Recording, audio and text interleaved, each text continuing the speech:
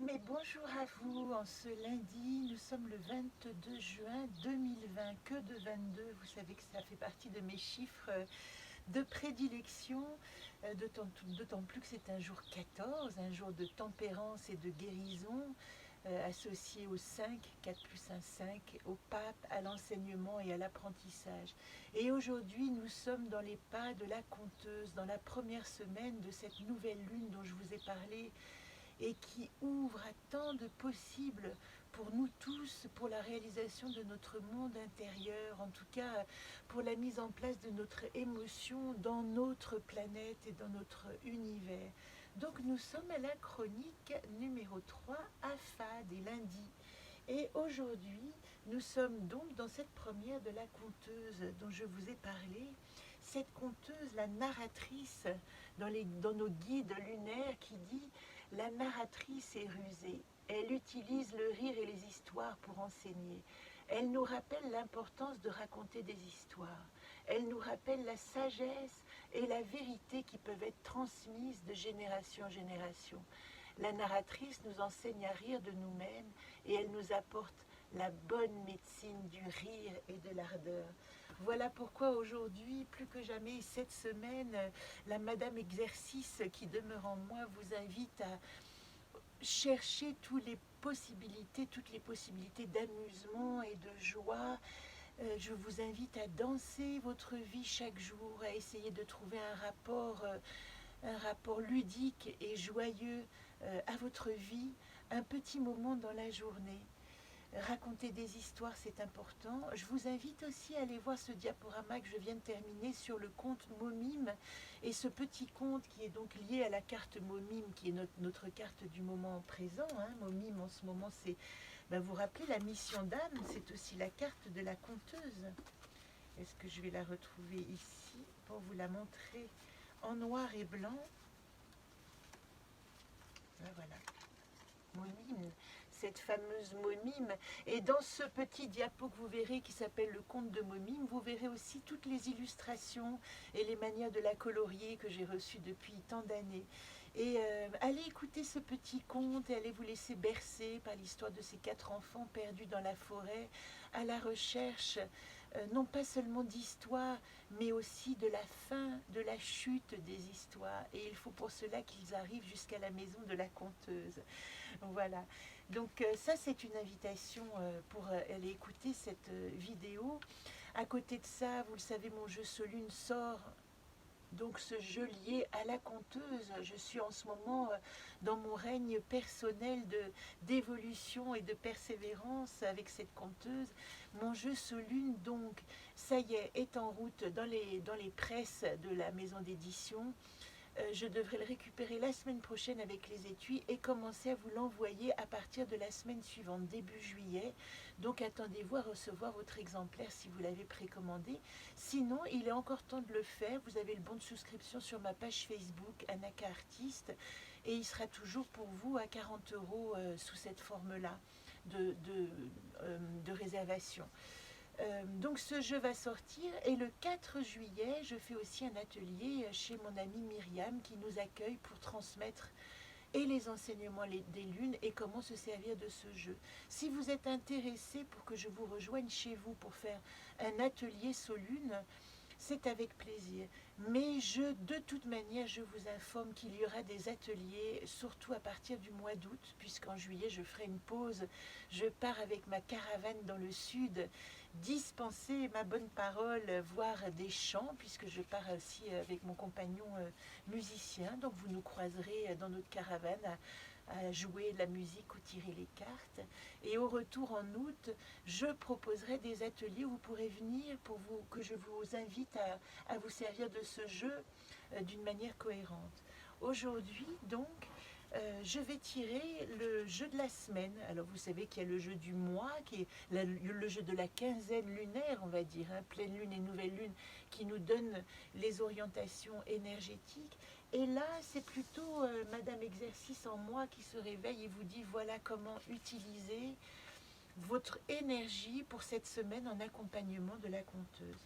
Donc j'ai les cartes dans la main que je vais tirer. Je coupe ici. Et cette semaine, Alors revoilà, suis-je la question existentielle? Vous allez raconter des histoires sur vous-même. Et jusqu'à la pleine lune, et vous le savez, hein, nous sommes dans la conteuse avec Momime, mais de pleine lune à prochaine nouvelle lune avec la conteuse, c'est suis-je qui raconte les histoires.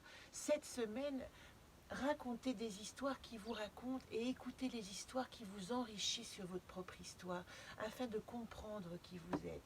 Et dans le monde, ce qui vous sera proposé, ben là revoilà, c'est de réfléchir. Et réfléchir, être en réflexion, c'est être en miroir, c'est-à-dire à quel moment les histoires qu'on me raconte me renvoient à mon histoire personnelle. Essayez cette semaine d'exercer ce face-à-face avec vos histoires. Toutes les histoires racontées, reçues, qu'elles vous plaisent ou non, vous racontent votre propre histoire, un morceau de votre propre histoire. Donc ici, je tire les cartes. Situation actuelle de cette semaine avec mes histoires. Mes atouts, sur quoi je peux m'appuyer. La problématique, elle est là. Et la solution, la voilà. La première carte, eh bien voilà, je suis mes histoires d'enfance. Reprenez les cours de votre enfant intérieur pour raconter vos histoires. Racontez comme un enfant.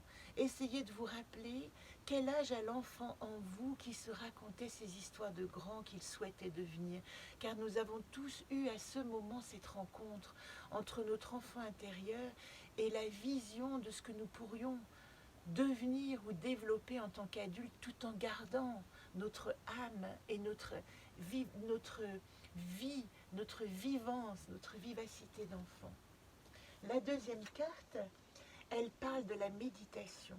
Il est important, je vous l'ai dit hier, dans ces eaux troublées de la lune en cancer qui réveille toutes les émotions, qui va vous raconter des histoires et peut-être faire ressurgir des choses bouleversantes, tout simplement.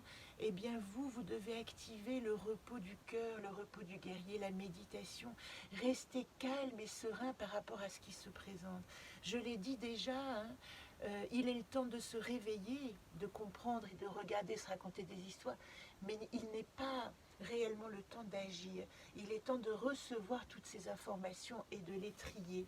Nous avions Zolt, hein, nous avions Suis-je en couple qui était accompagné par Zolt de la pensée.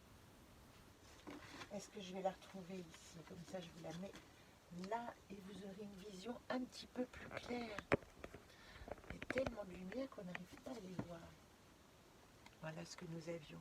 En couple, suis-je et Zolt, hein, réfléchir à qui je suis, par le biais de mon enfant intérieur, acquérir le repos de l'âme, le repos du cœur, la méditation, aller chercher toutes ces histoires, mais en activant également le calme, c'est important.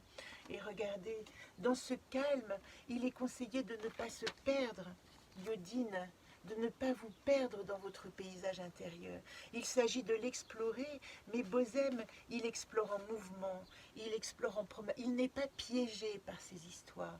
Dans la conteuse de l'histoire de Jamie Sams, l'histoire qui est contée, qui nous est contée pour nous présenter la conteuse, c'est l'histoire du petit frère Étoile, qui est le frère de ces magnifiques étoiles filantes et qui les trouve magnifiques et brillantes et tellement plus brillante que lui n'ose pas trop scintiller. Et un jour, en s'approchant de terre-mère, il est, on va dire, accroché par ce filou de coyote qui lui raconte des histoires, qui lui dit qu'il est beau, etc. Et il s'approche, et le coyote le mange. Et le voilà prisonnier et à l'intérieur du coyote. Et ses sœurs étoiles le cherchent partout dans le ciel et ne le trouvent pas. Et lui, quel moyen a-t-il pour réveiller, pour que ses sœurs entendent son appel? Et tout à coup, il se dit, ben, je vais, même loin d'elle, je vais faire briller ma propre lumière, raconter ma propre histoire. Et à force de se persuader qu'il raconte sa propre histoire, il se met à briller dans le ventre du filou, le coyote qui l'a avalé. Et les sœurs, depuis le haut du ciel, depuis le firmament du ciel, voient cette lumière qui clignote et elles le retrouvent. Voilà comment elles le retrouvent, parce qu'il a fait briller sa lumière. Mais le terme de cette histoire, c'est que il ne peut pas retourner dans le ciel parce qu'il faudrait que Terre-Mère renonce à son magnétisme et fasse tomber tous ses enfants du ciel sur la Terre. Et ça, c'est pas possible.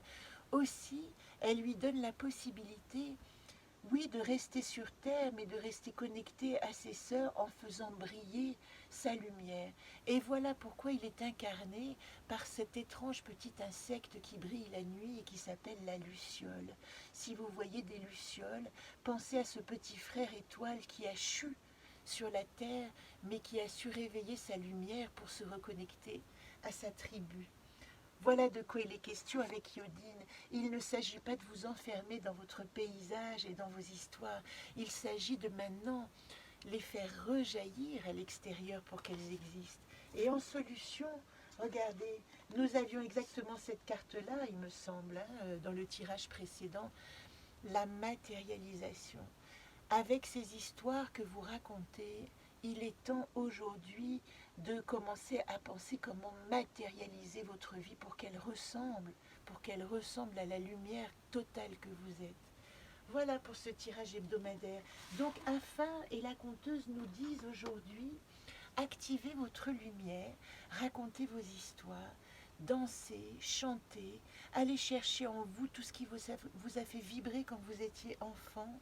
Et je voudrais terminer par ce mot du toucan qui est le compagnon de la gardienne de la narration et de nos histoires. Voilà ce que le toucan est venu dire à la conteuse. Mère, je suis venu te dire que bien des changements vont arriver aux deux jambes au cours du passage des mondes. Mon avertissement est double. Si les enfants de la terre oublient de rire d'eux-mêmes, ils périront par leurs actes. Ces actes qu'ils font quand le sérieux étrangle leur sens du jeu et du rire. La tribu humaine a besoin qu'on lui montre comment utiliser l'humour pour désamorcer des situations qui pourraient être douloureuses ou destructrices pour eux.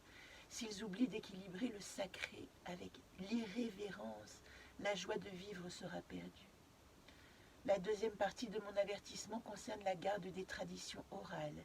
Quand une histoire s'est transmise à travers les générations et contient une vérité, les voies avisées de la médecine qu'elle propose soutiendront les humains dans leur croissance à travers le temps.